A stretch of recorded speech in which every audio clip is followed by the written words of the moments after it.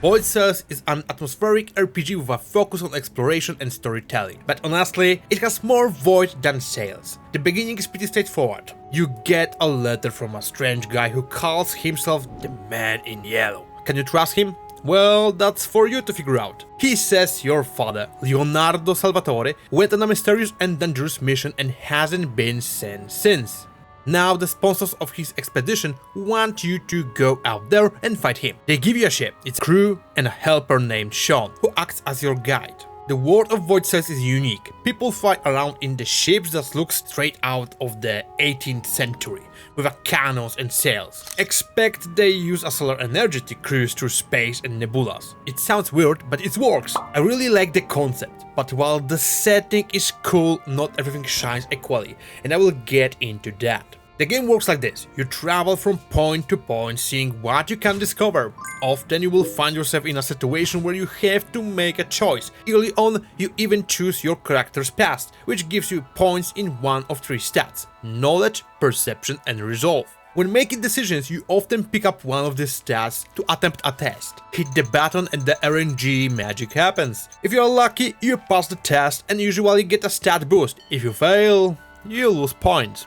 Thankfully, there are ways to increase your chances. As you explore, you can collect relics, most needed to be identified by scholars in special buildings, and yes, that costs money, so always keep some gold handy. Once identified, relics can help you boost your stat or let you reroll a failed test. If you roll the exact number as your stat, it counts as a win, and really low rolls can give you a critical success, granting even more stat points.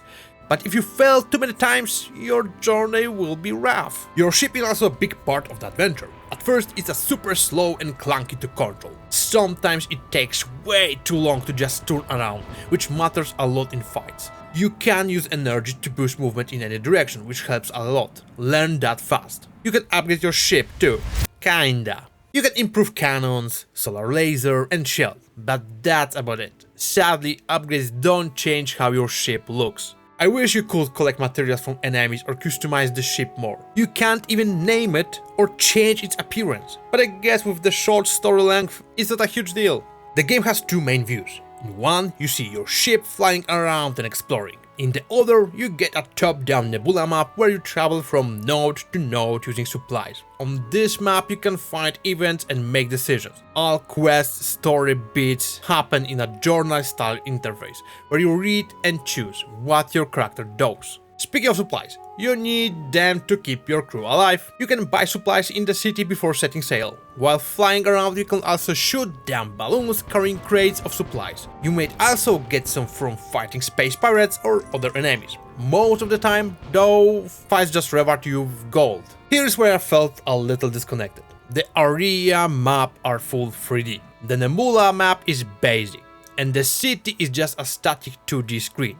I get that it's a small dev team, but it feels inconsistent. On the other hand, if cities had multiple buildings close together, moving your slow ship around might just be frustrating. So I kinda understand. The city is the only place where you can choose which building to visit. Other locations are mostly one-time events told through journal entries. And that's the more or less it. The game is pretty short, you can finish it in a few hours. If you want the best ending, you will need to make good decisions and do some side quests first. Still, the world feels kinda empty. It's more of a linear story than a true space pirate adventure. Lots of reading, not much action. The Steam page might give you the impression there is more than there actually is. Many reviewers feel the same, I don't blame them. There aren't many fights and story just moves from point A to B to C. There is some voice acting, but only for the main characters. The rest, silent. Honestly, Void Cells lives up to its name. If you love narrative games, you might enjoy this. But if you are looking for an open world with space battles and dynamic NPCs, this isn't it. The game explains that only those with a permit can travel, which helps execute the empty world, but it still feels a bit off. In the end, Void Cells is a mixed bag. It's not a bad game. It has cool visuals, a unique setting, and an ambitious story. But a lot of the gameplay feels like an afterthought. It seems like the devs had to cut corners to finish the game, and that left some players confused about what this game is really supposed to be. Let me know what you think in the comments, and I will catch you in the next video. See ya, bye!